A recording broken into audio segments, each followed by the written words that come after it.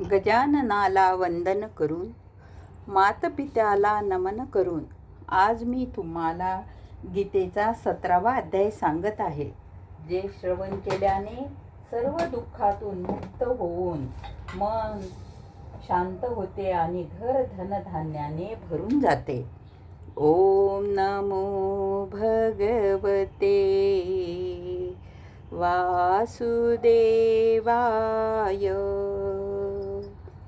ओम नमो भगवते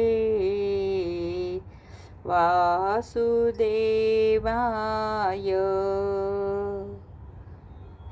गोपाल कृष्ण भगवान की जय. हे भरता सर्व मनुष्यांची श्रद्धा त्यांच्या त्यांच्या अंतःकरणाप्रमाणे होते. तसेच पुरुष श्रद्धामय म्हणून जो पुरुष श्रद्धेने युक्त आणि स्वतः तोच म्हणजेच अशा ज्याची श्रद्धा असते तसेच त्याचे स्वरूप असते. त्यापैकी सात्विक पुरुष देवतांची पूजा, तर राजसी पुरुष यक्ष राक्षसांची पूजा करतात आणि दुसरे जे तामसी पुरुष आहेत ते प्रेत भूतागणांची पूजा करतात. हे अर्जुना, जे पुरुष शास्त्रहीन विधिहीन केवळ मनाने कल्पिलेल्या घोर तपाचे आचरण तसेच दंभ आणि अहंकाराने युक्त होऊन कामना आसक्ती आणि बलाच्या अभिमानाने युक्त असतात, तसेच जे शरीररूपी स्थित असलेल्या भूत समुदायाला म्हणजे शरीर व मन इंद्रिय इत्यादींच्या स्वरूपात परिणत झालेल्या आकाशादिक पाच पंचभूतांना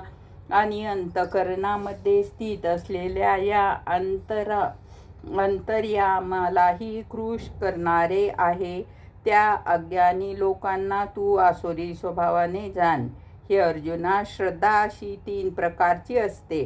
तसेच भोजनही सर्वांना आपापल्या प्रकृतीनुसार 3 प्रकारचे प्रिय असते आणि तसेच यज्ञ तप आणि दानही 3 प्रकारचे असते.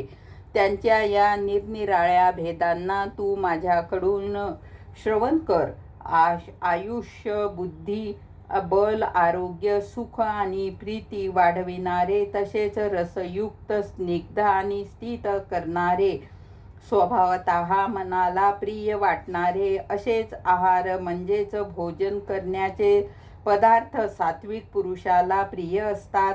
तिखट आंबट खारट आणि उष्ण तीक्ष्ण रुक्ष आणि दाहकारक चिंता दुःख आणि रोग उत्पन्न करणारे आहार म्हणजेच भोजन करण्याचे पदार्थ राजस पुरुषाला आवडतात. आणि जे भोजन अर्धवट शिजलेले रसहीन आणि दुर्गंधीयुक्त शिळे उष्टे तसेच अपवित्र असलेले भोजन तामसी पुरुषाला प्रिय असते. हे अर्जुना, गोपाल कृष्ण भगवान की जय. राहिलेला अध्याय आपण उद्या घेऊ. हरे नमः हरे नमः हरे नमः.